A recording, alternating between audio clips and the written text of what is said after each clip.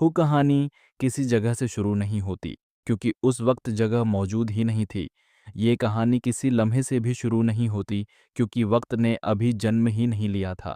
نہ دن تھا، نہ رات، نہ آسمان تھا، نہ زمین، نہ ستارے تھے، نہ کہکشائیں، نہ روشنی، نہ اندھیرا، کچھ بھی نہیں تھا۔ اور اگر کچھ تھا تو وہ انسانی عقل کی پہنچ سے باہر تھا۔ یہ ازل تھا، وہ حالت جہاں وجود کا تصور بھی وجود نہیں رکھتا تھا۔ لیکن اس مکمل عدم کے پیچھے ایک حقیقت موجود تھی، ایک ایسی حقیقت جو کبھی عدم کا حصہ نہیں بنی، وہ ذات جو ہمیشہ سے تھی اور ہمیشہ رہے گی، اللہ۔ نہ اس پر وقت گزرا، نہ اس نے ابتدا دیکھی، نہ اس پر فنا طاری ہوگی۔ قرآن ہمیں بتاتا ہے کہ وہی اول ہے اور وہی آخر، یعنی کائنات کا آغاز بھی اس کے اختیار میں تھا اور کائنات کا انجام بھی اسی کے حکم سے ہونا ہے۔ یہ کائنات کسی حادثے کا نتیجہ نہیں، یہ کسی اتفاق کی پیداوار نہیں، یہ کسی اندھے تصادم کا انجام نہیں۔ یہ ایک ارادہ تھا، ایک فیصلہ، ایک منصوبہ۔ اللہ نے چاہا کہ وہ پہچانا جائے، کہ اس کی قدرت ظاہر ہو، کہ اس کے علم، حکمت اور رحمت کی نشانیاں وجود میں آئیں، اور پھر وہ لمحہ آیا جس نے عدم کو وجود میں بدل دیا۔ اللہ نے حکم دیا کن، اور جو کچھ اس نے چاہا وہ ہو گیا۔ یہ تخلیق کا پہلا لمحہ تھا، وہ لمحہ جب پہلی بار وجود نے سانس لی۔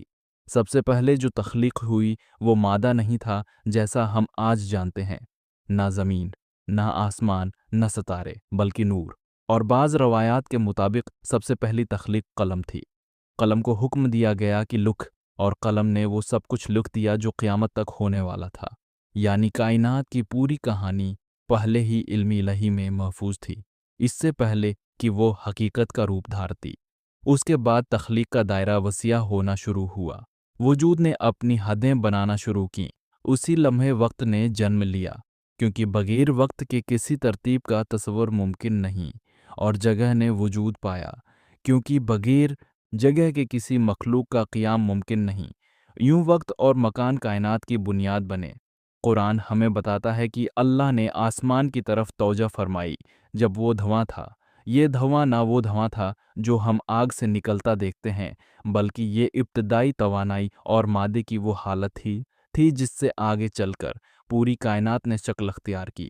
اسی دھوئیں سے آسمان بنائے گئے، 7 آسمان، ہر ایک اپنے نظام کے ساتھ، اپنے قانون کے ساتھ، اپنی حدوں کے ساتھ، اور یہ سب ایک لمحے میں نہیں ہوا۔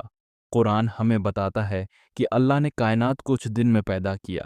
یہ دن ہمارے دنوں جیسے نہیں تھے، یہ مراحل تھے، ایسے مراحل جن کی مدت کا علم صرف اللہ کے پاس ہے۔ ہر مرحلے میں ایک نیا نظام قائم کیا گیا، ہر مرحلے میں تخلیق مزید منظم ہوتی گئی۔ یہ ہمیں یہ سکھاتا ہے کہ اللہ قادر مطلق ہونے کے باوجود نظام، ترتیب اور حکمت کے ساتھ تخلیق فرماتا ہے۔ اور پھر سوال پیدا ہوتا ہے، یہ سب کیوں؟ اتنی وسیع کائنات، اتنے بے شمار ستارے، اتنی لامحدود کہکشائیں، آخر کس مقصد کے لیے؟ قرآن اس سوال کا جواب دیتا ہے۔ اللہ فرماتا ہے کہ ہم نے آسمان اور زمین کو کھیل تماشے کے لیے نہیں بنایا۔ یہ کائنات ایک نشانی ہے، ایک دلیل ہے، ایک دعوت ہے، تاکہ انسان غور کرے، سوچے، سمجھے اور اپنے خالق کو پہچانے۔ یہ تھی کائنات کی پہلی سانس، پہلا حکم، پہلی تخلیق۔ لیکن ابھی کہکشائیں نہیں بنی تھیں، ابھی ستارے وجود میں نہیں آئے تھے، اور زمین ابھی صرف ایک منصوبہ تھی۔ یہ صرف آغاز تھا۔ اگلے حصے میں ہم دیکھیں گے کہ روشنی نے مادے کو کیسے جنم دیا اور کائنات نے اپنی اصل ساخت کیسے اختیار کی۔ کائنات کی پہلی سانس لی جا چکی تھی، لیکن ابھی یہ صرف ایک بے ترتیب وجود تھا۔ نور موجود تھا، توانائی موجود تھی، مگر کوئی شکل نہیں تھی، کوئی حد نہیں تھی، کوئی ستارہ، کوئی سیارہ، کوئی کہکشاں نہیں تھی۔ یہ وہ مرحلہ تھا جس میں کائنات ایک بچے کی طرح تھی، جس کے اندر سب کچھ موجود تھا، لیکن ابھی اس کی پہچان ظاہر نہیں ہوئی تھی۔ اللہ نے تخلیق کو ایک ترتیب دی، ایک قانون، ایک ناپ تول، کیونکہ یہ کائنات انتشار کے لیے نہیں بلکہ توازن کے لیے بنائی جا رہی تھی۔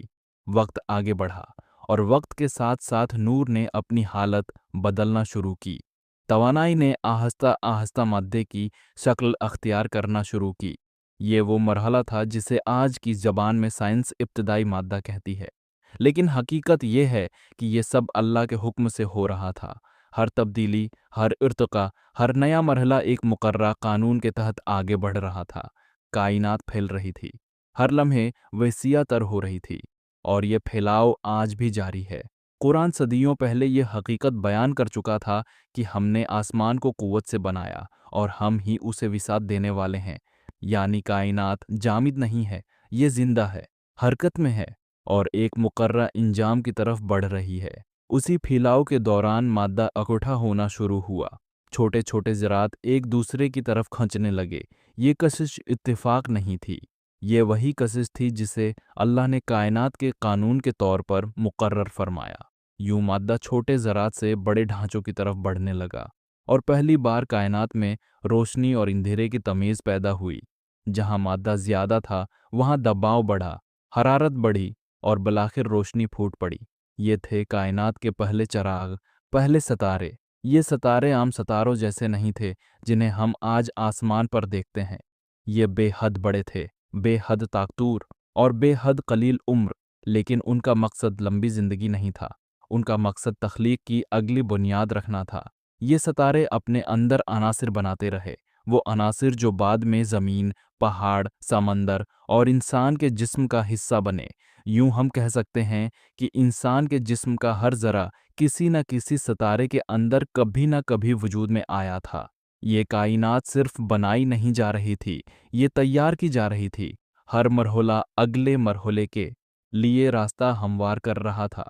फिर वो लम्हे आए जब कुछ सितारे अपनी हद पर पहुंच गए, वो फटे, बखर गए और उनके अंदर बनने वाले अनासिर कायनात में फैल गए। ये बखराव तबाही नहीं था, ये तामीर थी। उसी मुलबे से नई कहकशाएं बने, नए निज़ाम वजूद में आए और नई दुनियाओं की बुनियाद पड़ी। ये सब किसी अंधे हादसे का नतीजा नहीं था, ये एक मंसूबा था जो आगाज़ से लिखा जा चुका था। अल्लाह ने हर चीज़ को एक मिक़दार में पैदा फरमाया, एक वक्त पर, एक मकसद के साथ। और जैसे जैसे कायनात मुनज़्ज़म होती गई, वैसे वैसे तख्लीक एक ख़ास समत अख्तियार करने लगी। अब कायनात सिर्फ फैल नहीं रही थी, बल्कि तरतीब में ढल रही थी। यही वो मरहला था जहाँ आगे चलकर कहकशाएं वाज़ेह होना शुरू हुईं, जहाँ निज़ाम वजूद में आने लगा, जहाँ मरकज़ और मदार का तसव्वुर पैदा हुआ। लेकिन अभी ज़मीन नहीं बनी थी, अभी सूरज पैदा नहीं हुआ था, अभी ज़िंदगी का तसव्वुर भी नहीं था। ये सब अभी आगे आने वाला था, क्योंकि कायनात इंसान के लिए बनाई जा रही थी और इंसान किसी धौरी दुनिया में पैदा नहीं किया जाना था। इससे पहले कायनात को मुकम्मल होना था, मजबूत होना था, मुतवाज़िन होना था। ये था रोशनी से मादे तक का सफ़र, तवानाई से साख़त तक का मरहला, और अभी तख्लीक का सबसे अहम बाब खुलना बाकी था। अगले हिस्से में हम देखेंगे कि कहकशाएं कैसे वजूद में आए, निज़ाम कैसे बने और वो कौन सा लम्हा था जब हमारी कायनात एक ख़ास मकाम पर एक ख़ास मकसद के लिए आगे बढ़ने लगी। ये सफ़र अभी जारी है। कायनात अब सिर्फ फैलती हुई तवानाई नहीं रही थी, अब उसके अंदर वज़न आ चुका था, कशिश पैदा हो चुकी थी और हर जरा एक दूसरे से ताल्लुक़ बनाने लगा था। ये वो लम्हा था जब कायनात ने पहली बार अपने अंदर नज़्म महसूस किया। रोशनी और मादा अब अलग अलग नहीं रहे थे, वो एक दूसरे के साथ एक नए रिश्ते में बंध चुके थे। हर जरा अपने गर्द मौजूद दरात को महसूस कर रहा था। कोई आवाज़ नहीं थी, कोई इशारा नहीं था, लेकिन एक खामोश कानून काम कर रहा था। ये कशिश थी, वो कशिश जिसे अल्लाह ने कायनात के तवाज़ुन की बुनियाद बनाया। इसी कशिश ने बिखरे हुए मादे को आहिस्ता आहिस्ता इकट्ठा करना शुरू किया। शुरू में ये इज्तिमा बहुत मामूली था, निन्हे निन्हे ज़ुरात एक दूसरे के करीब आते, फिर जदा हो जाते। लेकिन वक्त के साथ साथ ये क़ुर्बत मजबूत होने लगी। जहाँ मादा ज़रा सा ज़्यादा होता, वहाँ कशिश बढ़ जाती, और जहाँ कशिश बढ़ती, वहाँ मज़ीद मादा खंंचता चला आता। यूं कायनात में पहली बार मरकज़ बनने लगे।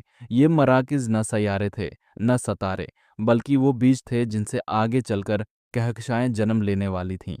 कायनात अब भी वसीआ हो रही थी, लेकिन इस फैलाव के अंदर एक तरतीब पैदा हो चुकी थी।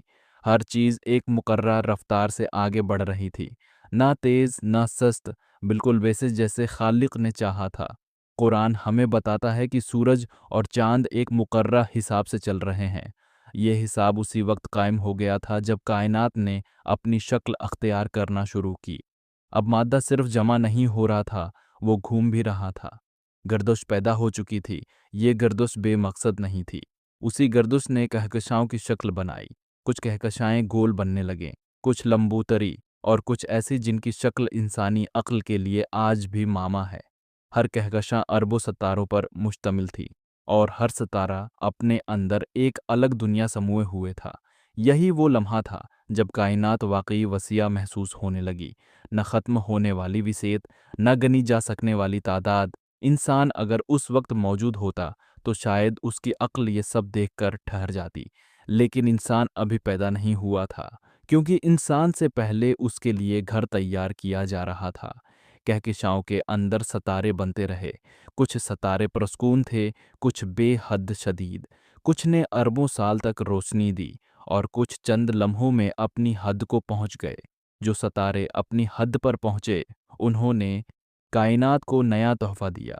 वो फटे, बिखरे, और अपने अंदर बनने वाले भारी अनासिर हर तरफ फैला दिए। ये अनासिर लोहा, कार्बन, ऑक्सीजन और वो सब कुछ थे जो आगे चलकर जिंदगी की बुनियाद बनने वाला था।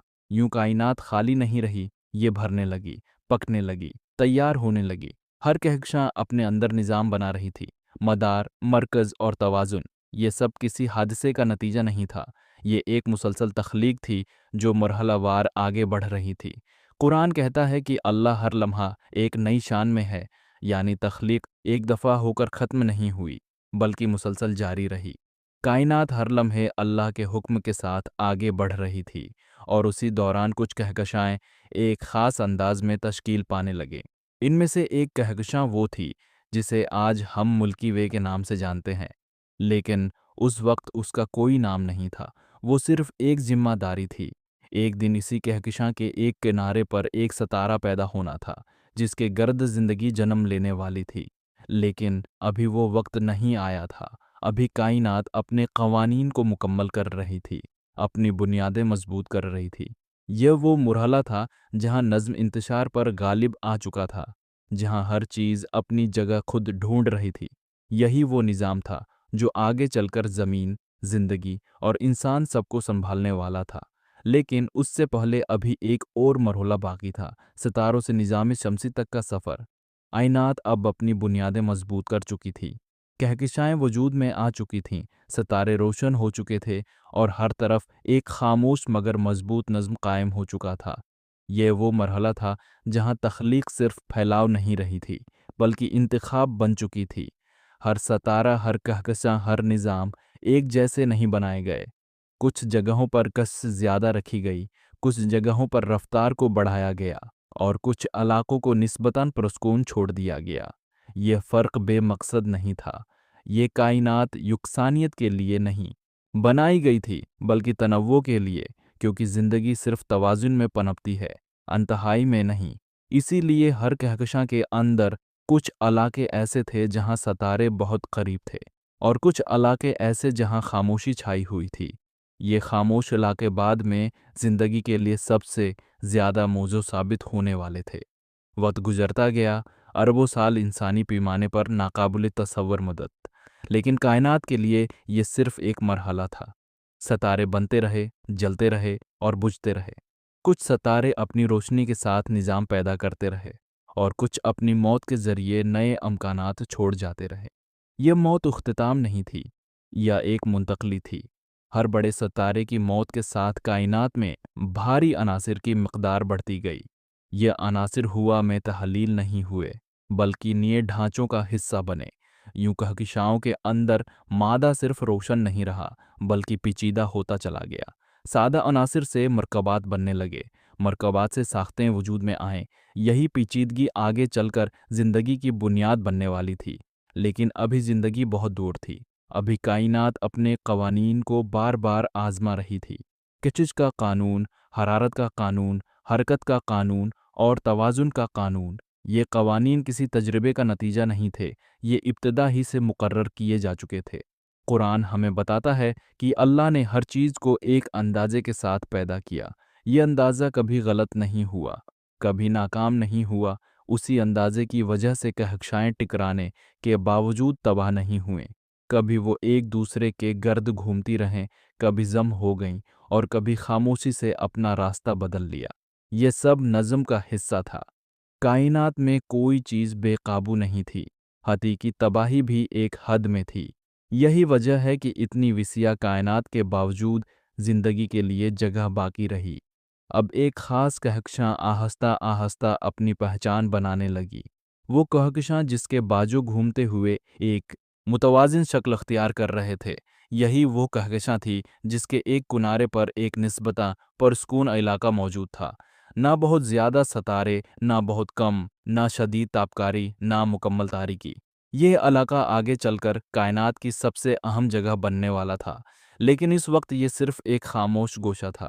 اسی گوشے میں ایک دن ایک ستارہ بننے والا تھا، ایک ایسا ستارہ جو نہ بہت بڑا ہو، نہ بہت چھوٹا، نہ بہت تیز جلے، نہ جلد بجھے، ایک متوازن ستارہ۔ لیکن اس سے پہلے کائنات کو ایک اور مرحلہ طے کرنا تھا۔ کہکشاؤں کے بعد نظاموں کا مرحلہ، یعنی ستاروں کے گرد مداروں کا بننا۔ یہ مرحلہ بے حد نازک تھا۔ اگر کشش ذرا سی زیادہ ہوتی تو سب کچھ ستارے میں گر جاتا، اور اگر کشش ذرا سی کم ہوتی تو سب کچھ بکھر جاتا۔ لیکن ایسا نہیں ہوا، کیونکہ جس ذات نے کشش رکھی تھی اسی نے اس کی حد بھی مقرر کی تھی۔ یوں ستاروں کی گرد گردش شروع ہوئی۔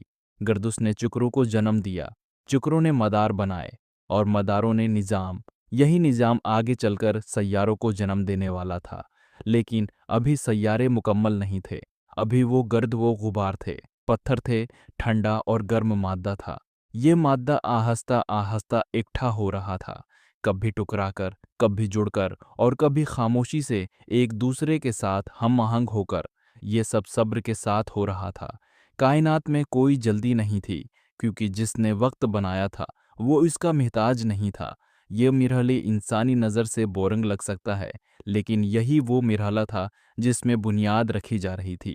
اگر یہاں ذرا سی بھی بے ترتیبی ہوتی تو آگے چل کر زندگی ممکن نہ ہوتی۔ اسی لیے یہ مرحلہ سب سے زیادہ محتاط تھا۔ ستارے اپنی جگہ قائم رہے، مدار اپنی حد میں رہے، اور کائنات اپنے توازن پر قائم رہی۔ اب سب کچھ تیار ہو رہا تھا اگلے بڑے قدم کے لیے، وہ قدم جس میں ایک سیارہ دوسروں سے مختلف بننے والا تھا۔ لیکن اس کہانی کا وہ باب ابھی نہیں کھلتا، کیونکہ ابھی ہمیں کہکشاؤں کے اس نظم کو سمجھنا تھا جو زندگی سے پہلے لازمی تھا۔ یہی نظم، یہی توازن، یہی حساب آگے چل کر زمین کو زندہ رکھنے والا تھا۔ یہ تھا کہکشاؤں کا جنم اور نظم کائنات کا قیام۔ اب کائنات صرف خوبصورت نہیں تھی، یہ قابل سکونت بننے کے قریب تھی۔ اور یہی وہ لمحہ تھا جہاں تخلیق اپنے اگلے مقصد کی طرف خاموشی سے قدم بڑھا رہی تھی۔ اگلے حصے میں ہم اس مقام پر پہنچیں گے جہاں ایک ستارہ خاص طور پر منتخب ہوتا ہے اور اس کے گرد ایک ایسا نظام بنتا ہے جو زندگی کے لیے راستہ ہموار کرتا ہے۔ کہکشائیں بن چکی تھیں، ستارے روشن ہو چکے تھے، کائنات اب ایک مکمل نظام کی شکل اختیار کر چکی تھی۔ لیکن اس وسیع کائنات میں ابھی وہ جگہ موجود نہیں تھی جہاں زندگی کو جنم لینا تھا۔ زمین ابھی وجود میں نہیں آئی تھی۔ یہ وہ لمحہ تھا جب تخلیق ایک نئے مرحلے میں داخل ہوئی، ایک ایسے مرحلے میں جہاں کائنات کی وسعت کے بجائے ایک خاص نقطے پر توجہ دی گئی۔ اللہ نے ایک کہکشاں کو منتخب فرمایا۔ اس کہکشاں کے ایک کنارے پر ایک ستارہ پیدا کیا گیا۔ یہ ستارہ نہ بہت بڑا تھا، نہ بہت چھوٹا، بالکل متوازن۔ یہی ستارہ آج ہم سورج کے نام سے جانتے ہیں۔ سورج کے بننے کے ساتھ ہی اس کے گرد موجود مادہ حرکت میں آیا، گردش شروع ہوئی، ذرات ایک دوسرے سے ٹکرائے، جڑے، بکھرے، اور پھر دوبارہ جڑ گئے۔ اسی مسلسل عمل کے دوران چھوٹے چھوٹے اجسام بننے لگے۔ یہ سیاروں کے بیج تھے۔ انہی بیجوں میں سے ایک بیج دوسروں سے مختلف تھا۔ یہ وہ بیج تھا جو آگے چل کر زمین بننے والا تھا۔ زمین کی تخلیق اچانک نہیں ہوئی، یہ ایک طویل عمل تھا، ایک مسلسل ترتیب۔ قرآن ہمیں بتاتا ہے کہ اللہ نے زمین اور آسمان 6 دن میں پیدا کیے۔ یہ دن ہمارے دن نہیں تھے، یہ مراحل تھے۔ زمین کے لیے بھی یہی 6 مراحل مقرر کیے گئے۔ پہلے مرحلے میں زمین ایک دہکتا ہوا گولا تھی، آگ، پگھلا ہوا مادہ، بے انتہا حرارت، کوئی سطح نہیں تھی، کوئی ٹھوس زمین نہیں تھی۔ یہ ایک ایسی دنیا تھی جہاں انسان تو کیا کوئی تصور بھی زندہ نہیں رہ سکتا تھا۔ لیکن یہی دہکتی ہوئی آگ زمین کی بنیاد تھی۔ اسی مرحلے میں زمین کا وزن طے کیا گیا۔ اس کی کشش مقرر کی گئی، اس کا مدار متعین کیا گیا۔ زمین کو بالکل درست فاصلے پر سورج کے گرد رکھا گیا۔ اگر یہ ذرا سا قریب ہوتی تو جل جاتی، اگر ذرا سا دور ہوتی تو جم جاتی۔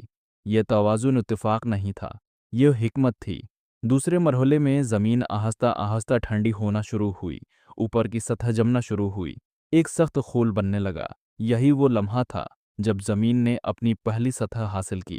اب زمین صرف آگ کا گولا نہیں رہی تھی، بلکہ ایک سیارہ بننے لگی تھی۔ تیسرے مرحلے میں زمین کے اندر اور باہر شدید تبدیلیاں آئیں۔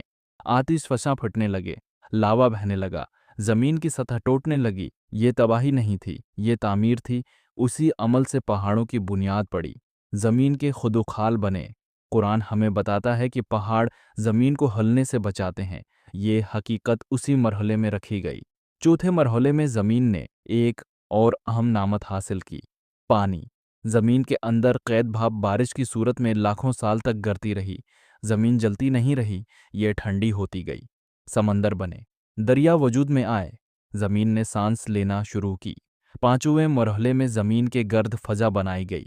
یہ فضا صرف ہوا نہیں تھی، یہ ایک حفاظتی حصار تھا۔ یہ فضا زمین کو خلا کی تباہ کن شعاعوں سے بچانے لگی۔ یہی فضا زندگی کے لیے سب سے بڑی شرط تھی۔ اور پھر چھٹا مرحلہ آیا۔ یہ مرحلہ تیاری کا تھا۔ زمین اب ایک ایسی جگہ بن چکی تھی جہاں زندگی ممکن تھی، لیکن ابھی زندگی پیدا نہیں کی گئی تھی۔ زمین تیار تھی لیکن خالی تھی۔ یہی وہ مقام ہے جہاں تخلیق اپنے سب سے نازک مرحلے میں داخل ہونے والی تھی۔ لیکن یہ مرحلہ ابھی آگے تھا۔ ابھی زمین خاموشی سے انتظار کر رہی تھی، کیونکہ زندگی جلدی میں نہیں پیدا کی جاتی۔ کائنات کا وسیع نظام اب تقریباً مکمل ہو چکا تھا۔ کہکشائیں اپنی جگہ پر مستحکم ہو چکی تھیں، ستارے اپنے مدار میں روشن ہو رہے تھے، لیکن زمین ابھی تک ایک بے شکل مادی جسم تھی۔ زمین ایک خیال کی مانند تھی، ایک پودے کی مانند جس نے ابھی اپنی جڑیں نہیں پکڑیں، مگر اللہ کے ارادہ میں یہ سب کچھ طے شدہ تھا۔ سب سے پہلے زمین کی بنیاد رکھی گئی، مادہ جمع ہوا، گرمی اور دباؤ نے اس کو گھما کر گلوب کی شکل دی، اور وہ ٹھوس بننا شروع ہوئی، جس پر بعد میں پہاڑ، وادیاں اور سمندر وجود میں آئے۔ زمین کی سطح ابتدائی طور پر ایک آتش فشاں اور لاوے کی حالت میں تھی۔ ہر طرف آگ اور گیس کے بادل تھے، مگر اللہ نے ہر چیز کو ایک مقصد کے ساتھ ترتیب دیا۔ یہ عارضی حالات زمین کو مضبوط کر رہے تھے تاکہ بعد میں زندگی کے لیے موزوں ہو سکے۔ پانی کا پہلا قطرہ بھی اسی دوران وجود میں آیا۔ یہ وہ لمحہ تھا جب زمین پر نمی پیدا ہوئی اور ابتدائی سمندریں وجود میں آئیں۔ یہ سمندریں زندگی کے پہلا گہوارہ تھیں۔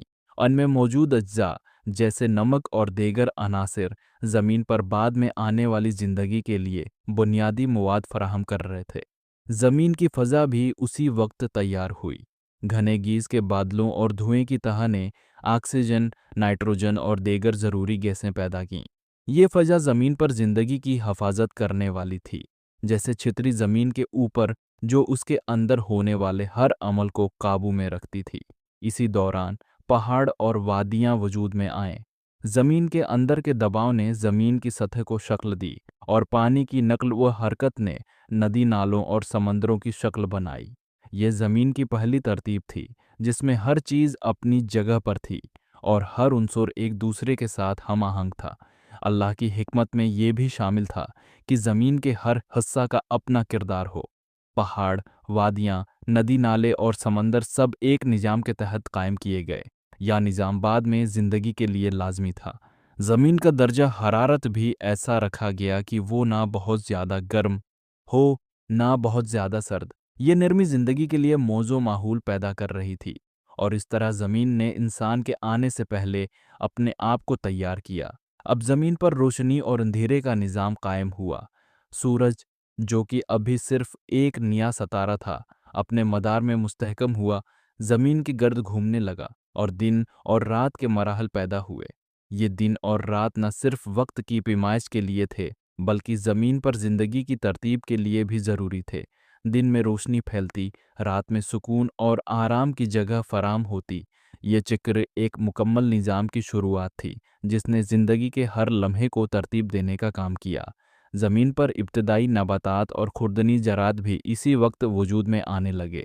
یہ سب بہت چھوٹے تھے، مگر اللہ کے منصوبے میں یہ سب بعد میں آنے والی زندگی کے بنیادی عناصر تھے۔ ہر چیز ایک دوسرے کے ساتھ ہم آہنگ تھی۔ ہر عنصر، ہر پہاڑ، ہر سمندر ایک خاص ترتیب کے تحت زمین پر موجود تھا۔ یہ ترتیب بعد میں انسانی زندگی اور زمین کی پیچیدہ ساخت کے لیے لازمی تھی۔ اب زمین ایک مکمل نظام میں بدل رہی تھی، جہاں حرارت، پانی، ہوا اور زمین کی سطح سب ایک دوسرے کے ساتھ ہم آہنگ تھے، تیار ہو رہے تھے تاکہ زندگی کی پہلی سانس لے سکیں۔ یہ وہ وقت تھا جب زمین نے اپنے اندر وہ سب کچھ اٹھا کر لیا جو زندگی کی تخلیق کے لیے ضروری تھا۔ اب باقی تھا صرف زندگی کے ابتدائی ذرات کا آنا اور اللہ کے حکم سے زندگی کا پہلا مرحلہ شروع ہونا۔ زمین نے اپنی ابتدائی شکل اختیار کر لی تھی، اور فضا، پانی، پہاڑ اور وادیاں اپنے مقام پر مستحکم ہو چکی تھیں۔ اب اللہ کی تخلیق کا اگلا مرحلہ شروع ہونے والا تھا، جس میں زندگی کی بنیاد رکھنا تھا۔ سب سے پہلے پانی میں زندگی کے ابتدائی ذرات وجود میں آئے۔ یہ نہ صرف بنیادی کیمیائی عناصر تھے، بلکہ وہ ذرات تھے جو بعد میں پیچیدہ حیاتیاتی نظام میں تبدیل ہونے والے تھے۔ پانی کے اندر چھوٹے چھوٹے خلیے بنتے اور تقسیم ہوتے، اور ہر خلیہ اپنی جگہ پر قدرتی نظام کے تحت حرکت کر رہا تھا۔ یہ وہ لمحہ تھا جب زمین کے سمندر زندگی کی پہلی گونج محسوس کرنے لگے۔ یہاں ہر عنصر، ہر مالیکیول اور ہر ذرہ اپنے مقررہ کام پر تھا۔ کاربن، ہائیڈروجن، نائٹروجن اور آکسیجن ایک دوسرے سے جڑنے لگے اور پیچیدہ مالیکیولز بن گئے۔ یہ مالیکیولز بعد میں پروٹین، ڈی این اے اور دیگر جانداروں کے بنیادی اجزاء بن گئے۔ زمین کے مختلف حصے جیسے گہرے سمندر، کنارے کے پانی اور جھیلیں، ہر ایک اپنی مخصوص خصوصیات کے ساتھ زندگی کو پروان چڑھانے کے لیے تیار ہو رہی تھیں۔ پانی کے درجہ حرارت، اس کی حرکت اور اس میں حل شدہ عناصر، سب کچھ اس طرح ترتیب دیے گئے کہ زندگی کے ابتدائی خلیے وہاں زندہ رہ سکیں۔ زمین پر زمین کی سطح بھی اپنی جگہ مستحکم ہو گئی تھی۔ پہاڑ اور وادیاں نہ صرف زمین کی ساخت کو مضبوط کر رہے تھے، بلکہ وہ بعد میں انسانی زندگی اور نباتات کی ترقی کے لیے قدرتی ماحول فراہم کر رہے تھے۔ ہر پہاڑ، ہر وادی اور ہر ندی قدرت کی حکمت کے تحت تھی۔ یہ زمین کے نظام کی تکمیل تھی۔ اب وقت آیا کہ زمین کے اوپر پہلی نباتاتی زندگی کا آغاز ہو۔ چھوٹے چھوٹے نباتاتی خلیے زمین کے کنارے، جھیلوں اور سمندروں میں پیدا ہوئے۔ یہ نباتاتی زندگی زمین کے آکسیجن اور دیگر گیسوں کے توازن کے لیے ضروری تھی۔ زمین پر موجود یہ سب نباتات ابتدائی ماحول کے لیے نہایت اہم تھیں۔ ابتدائی نباتات کی موجودگی نے زمین پر روشنی کے نظام کو بھی متاثر کیا۔ دن اور رات کے چوکر نے ان نباتات کو بڑھنے اور پیداوار دینے کے لیے موزوں بنایا۔ سورج کی روشنی نے زمین پر زندگی کو توانائی دی، اور رات کی سردی نے زمین پر حیاتیاتی نظام کے توازن کو برقرار رکھا۔ یہ وہ لمحہ تھا جب زمین کے ماحول اور زندگی کے اجزاء ایک دوسرے کے ساتھ ہم آہنگ ہو گئے۔ زمین پر پانی، ہوا، حرارت اور روشنی ایک مکمل نظام میں داخل ہو گئے۔ اس وقت اللہ کی تخلیق نے زمین کو مکمل کر لیا تھا تاکہ انسانی زندگی کے لیے ایک موزوں ماحول فراہم کیا جا سکے۔ اب زمین پر پیچیدہ جانداروں کا جنم لینا باقی تھا۔ ابتدائی خلیے آہستہ آہستہ جمع ہوتے گئے، تقسیم ہوتے گئے اور ایک دوسرے سے جڑ کر بڑے خلیے اور ابتدائی جاندار بنا گئے۔ یہ جاندار سمندروں میں تیرتے اور آہستہ آہستہ زمین کے مختلف ماحول میں پھیلنے لگے۔ زمین کے مختلف ماحول نے زندگی کے لیے مختلف مواقع فراہم کیے۔ کچھ جاندار پانی میں زندہ رہے، کچھ خشکی پر آئے اور کچھ ہوا میں حرکت کرنے لگے۔ اللہ کی تخلیق نے ہر ماحول کے لیے مختلف قسم کے جاندار مقرر کیے تاکہ زمین کے ہر گوشے میں زندگی موجود ہو۔ زمین پر پہلا نباتاتی اور حیاتیاتی نظام قائم ہو گیا۔ پانی، ہوا، حرارت اور زمین کی سطح سب ایک دوسرے کے ساتھ ہم آہنگ تھے۔ زمین کے ہر گوشے میں زندگی کا آغاز ہو گیا تھا۔ اس دوران زمین کے کچھ حصے زمین پر موجود سمندروں کے پانی کی حرکت کے باعث مختلف قسم کے معدنیات اور عناصر کو جمع کر رہے تھے۔ یہ عناصر بعد میں پیچیدہ جانداروں کے لیے ضروری تھے۔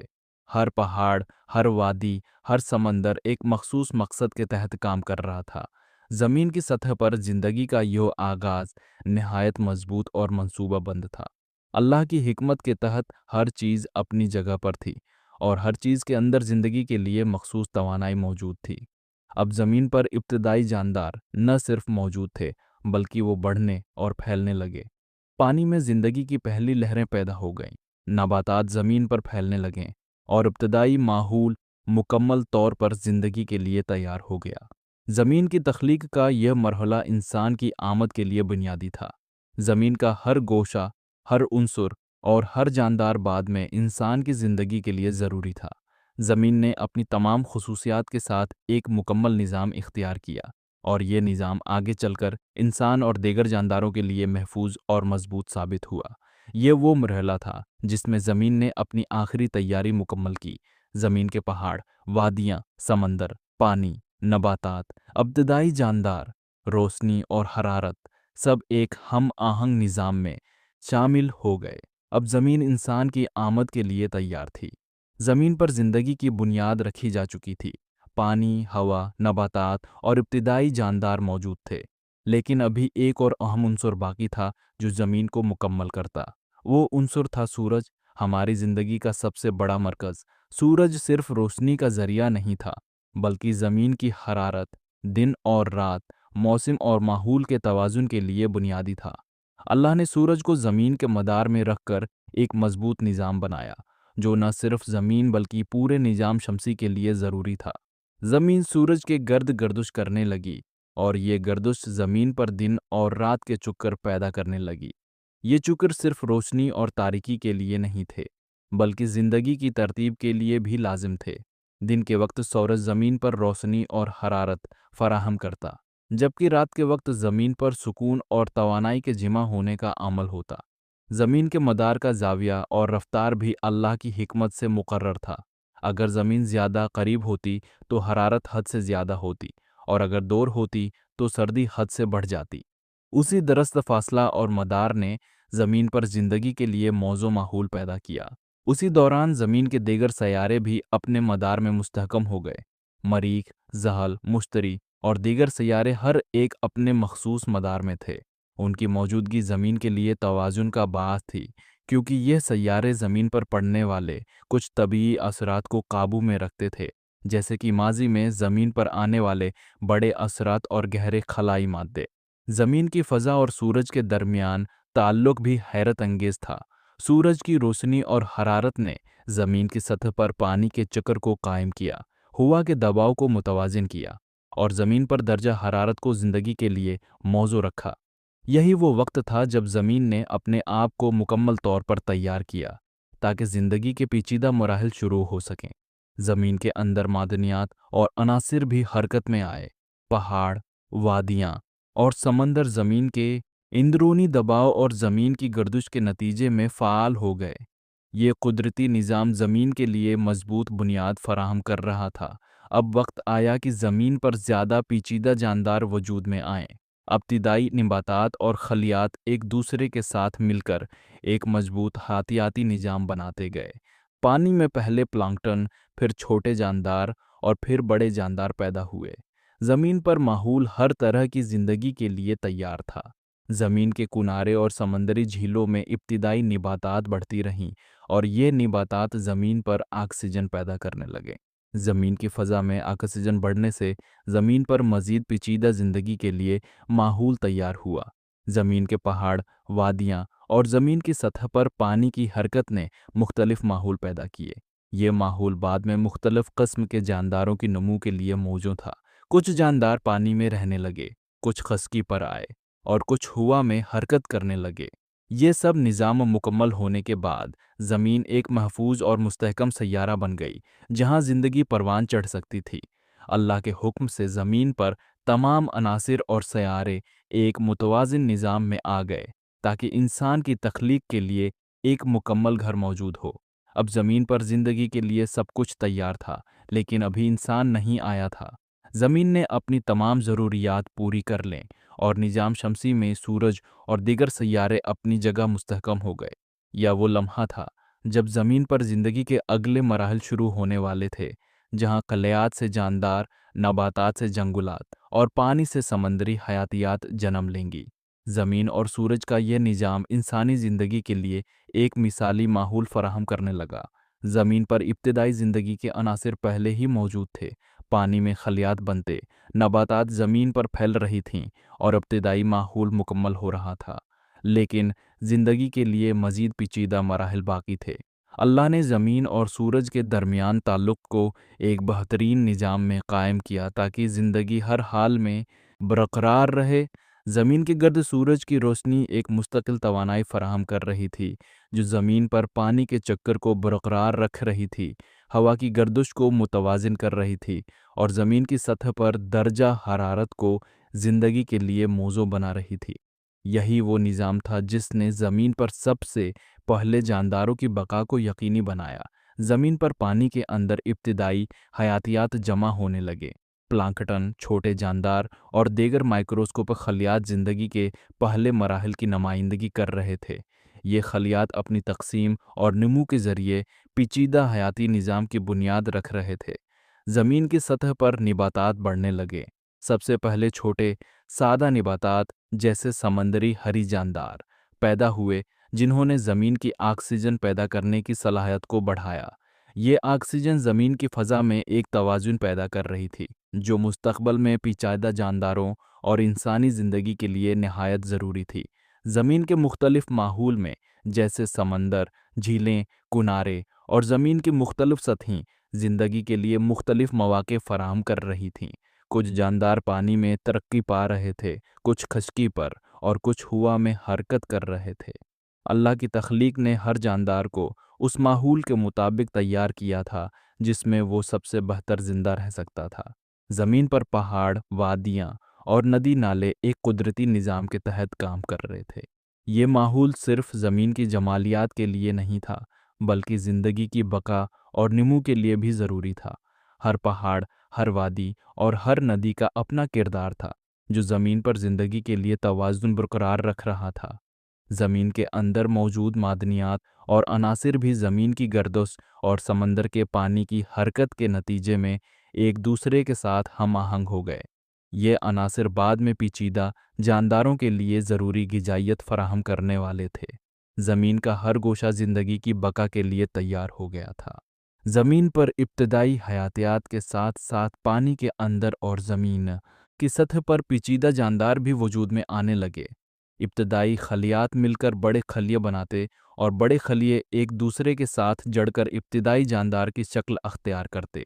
یہ عمل لاکھوں سالوں میں آہستہ آہستہ ہوا اور ہر مرحلہ اللہ کے مقرر کردہ قانون کے مطابق مکمل ہوتا گیا۔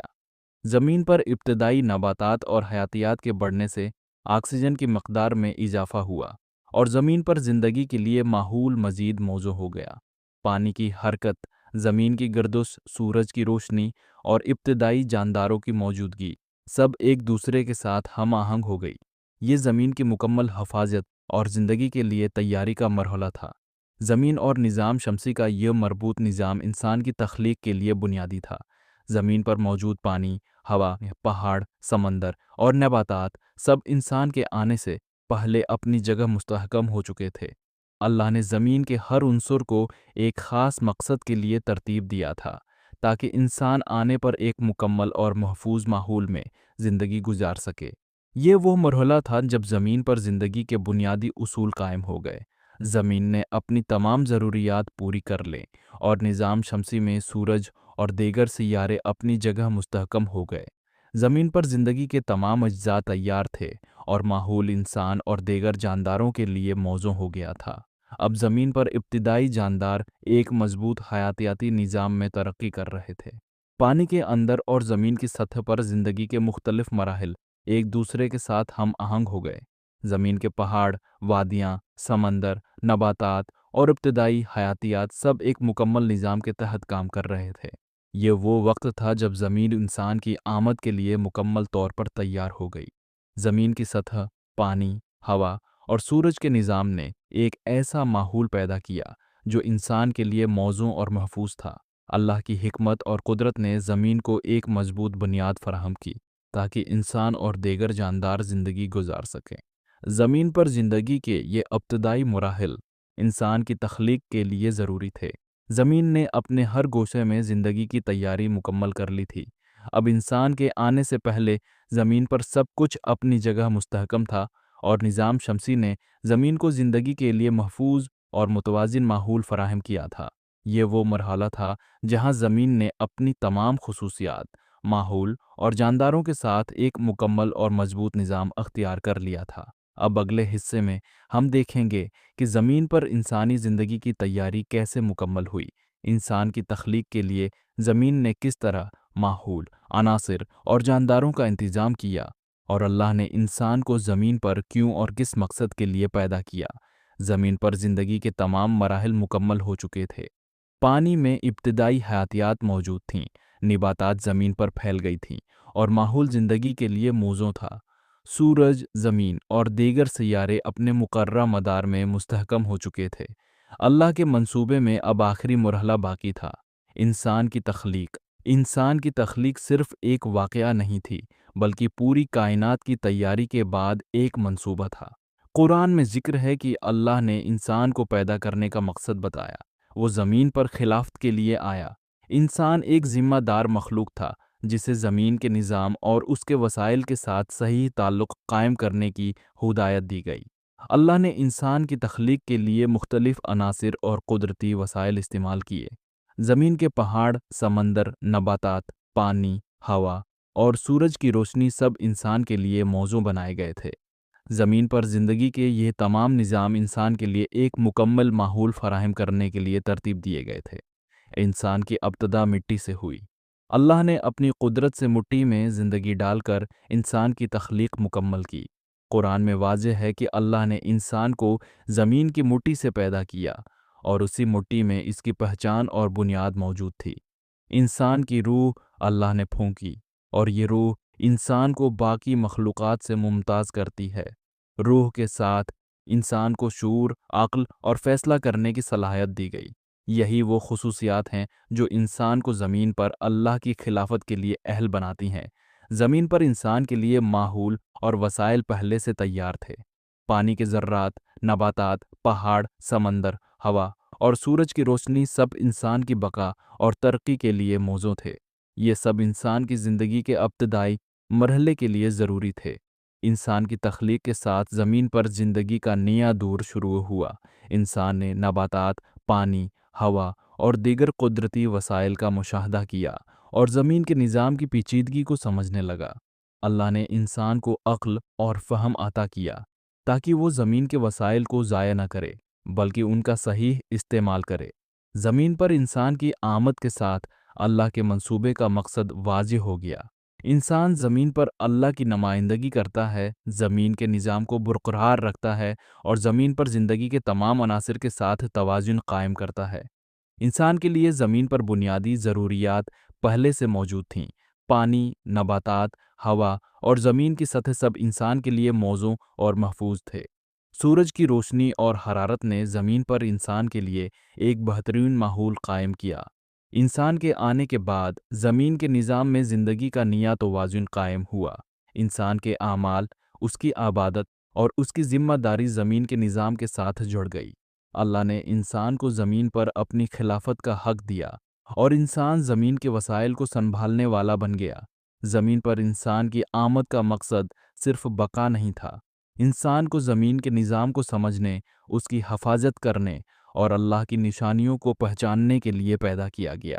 قرآن میں واضح ہے کہ اللہ نے زمین اور آسمان کو انسان کے لیے پیدا کیا تاکہ وہ سوچے اور پہچانے۔